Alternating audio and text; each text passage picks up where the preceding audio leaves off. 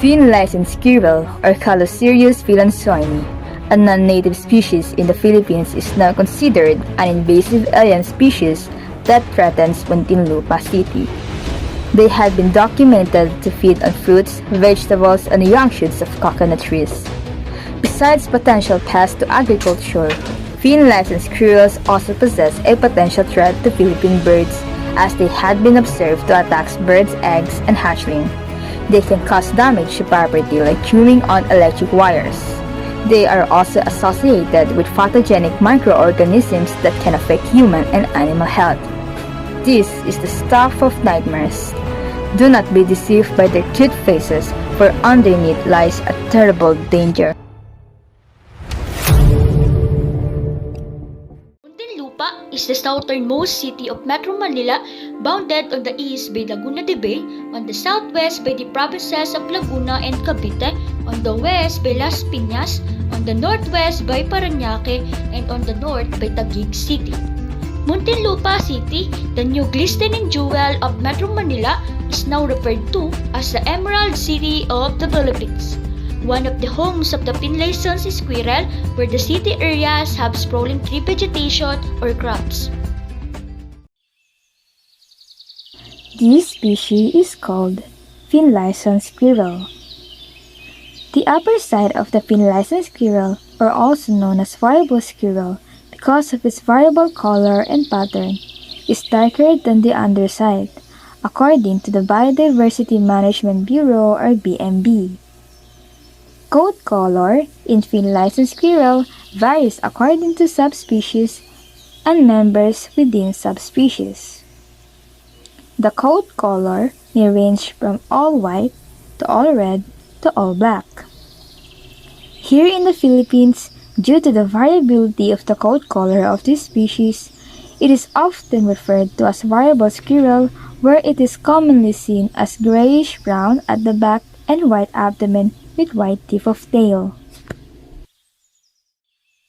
Females have a head-to-body ratio of 191.8 mm on average. Their average tail length of 172.8 mm. Adults, both sexes, have an average mass of 278 grams. They also have an average head-to-body length of 212.1 mm and a tail length of 222 mm respectively. In terms of their habitat, lowland forests, open woods, plantations, and even dense forests are ideal habitats for them.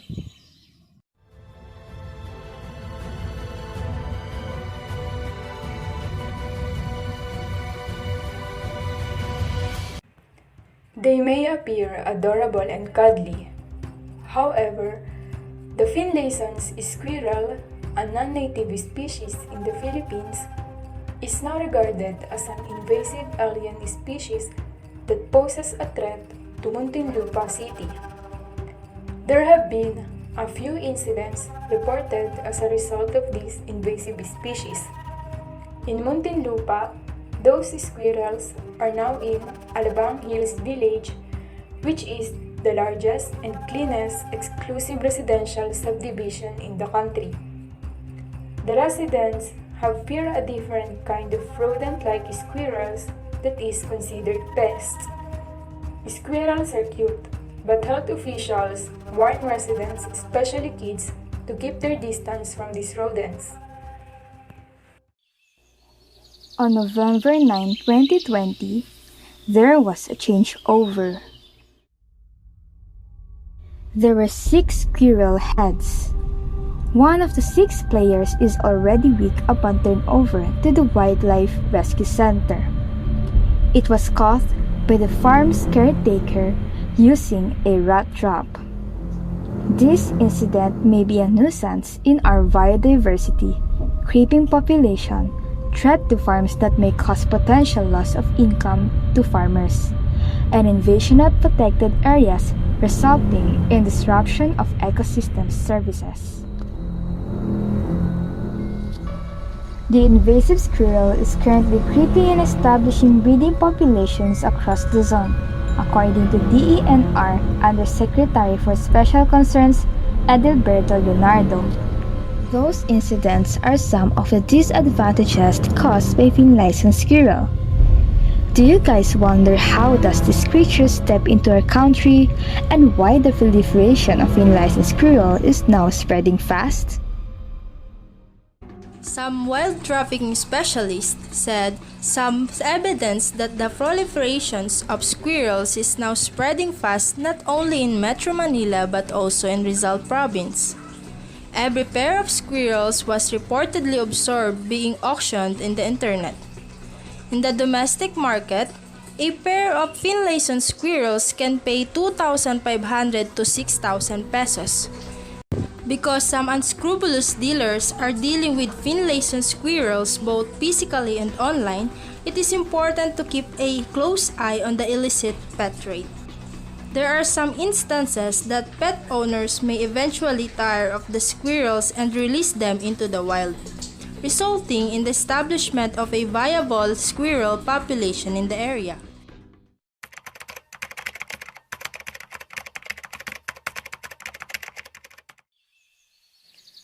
Finlayson's squirrels, like other rodents, are prolific breeders.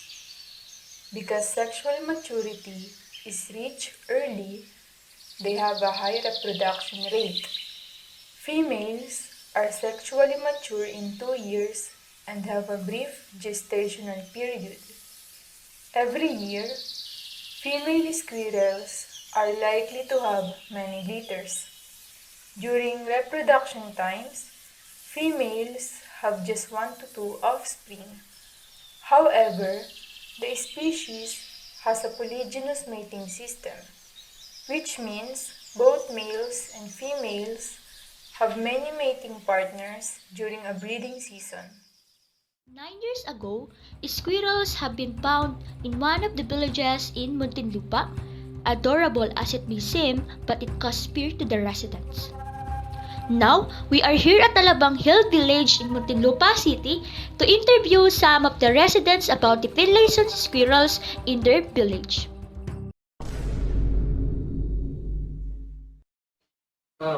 So dito sa amin, dito sa village namin, sa tingin ko dito, marami kaming squirrel dito dahil sa marami kaming punong kahoy dito, marami kaming punong mangga. Diyan yung mga squirrel namin makikita, laro-laro sila dyan sa mga punong kahoy.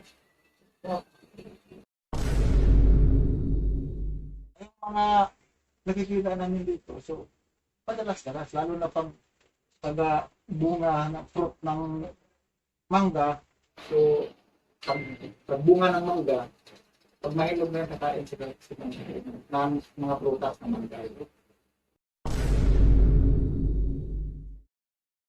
Nakikita namin na negative ng squirrel. Kakainin kasi nila yung mga wires namin. Lalo na sila yung karoon kami minsan ng mga stock.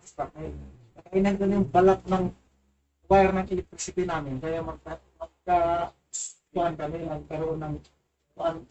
ng stock yung kuryente namin.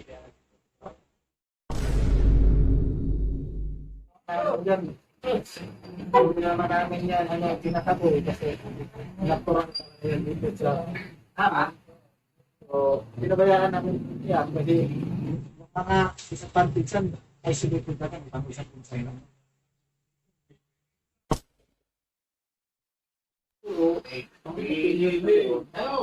So, hindi man siya natural sa Pilipinas. Dito sila, no?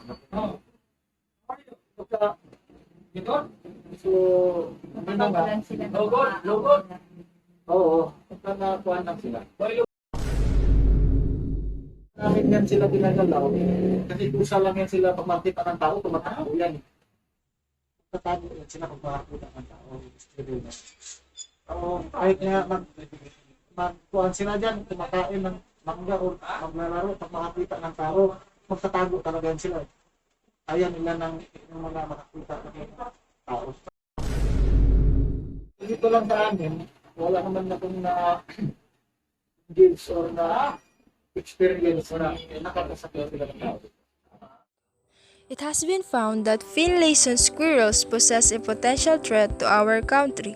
In the Philippines, the Finlayson squirrels is an invasive alien species. They have produced breeding populations in Metro Manila according to the studies. Therefore, the Department of Environment and Natural Resources Biodiversity Management Bureau addressed the risk of invasive alien species and provided guidelines on the control and eradications of Finlayson squirrels in the country. The following are the solutions of the Department of Environment and Natural Resources Biodiversity Management Bureau that have been made to eradicate Finlayson squirrels in the Philippines. Conduct control or eradication activities in collaboration with the LGUs and concerned communities, for example, homeowners association of subdivisions, and facilitate the integration of squirrel control or eradication in the animal control program of the LGUs. Captured squirrels shall be turned over to the DENR, National or Regional Wildlife Rescue Centers for humane disposition by a licensed veterinarian. Lastly, conduct public awareness on the invasive alien squirrel and encourage citizens to report any sightings of Finlayson squirrel through a hotline to be established for the purpose by the DENR Regional Office or its partner LGUs communities. As an engineering student, there are numerous things we can do to protect our community and raise awareness about this type of invasive species. The first option is to implement effective invasive species management programs across the country. A variety of actions can be taken to prevent the introduction or establishment of new invasive species. One of them is promoting external education and outreach strategies. We can use educational materials such as presentation and signage to raise awareness of invasive species. It is hard to believe that the cute and cuddly balls of fur could hide such a terrible danger with them. Now that you know of the dangerous invasive alien species sneaking around your neighborhood, you are a wiser and well-informed citizen. Aid us in spreading awareness about this two-faced creature and help us expose these unseen threats that lurk within the shadows. These squirrels have the potential, if not already, to become an enemy of the wildlife here in the Philippines. Like how humans can easily deceive each other with a happy smile only to stab them in the back minutes later, the Finlayson squirrel can do the same to us.